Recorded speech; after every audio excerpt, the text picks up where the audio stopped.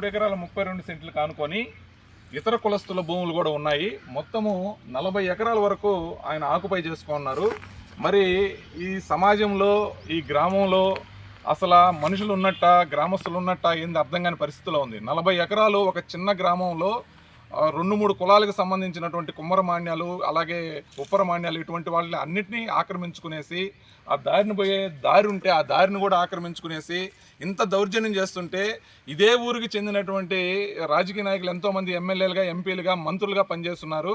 వాళ్ళందరూ ఏం చేస్తున్నారో ఇదేనా మీరు ప్రజలకు న్యాయం చేసేదని కూడా అర్థమవుతుంది.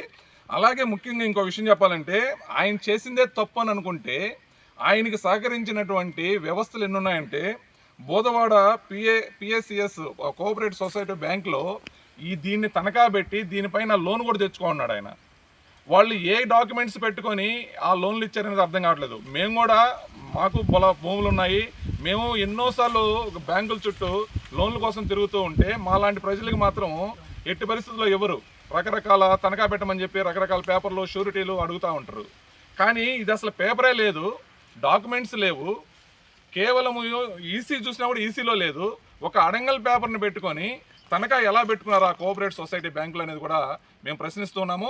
ఆ బ్యాంకు వాళ్ళని కూడా మేము ఖచ్చితంగా కలెక్టర్ గారికి దాని మీద కంప్లైంట్ చేసి వారిని కూడా మేము కలెక్టర్ గారికి తీసుకొస్తామని చెప్పి తెలియజేస్తున్నాం.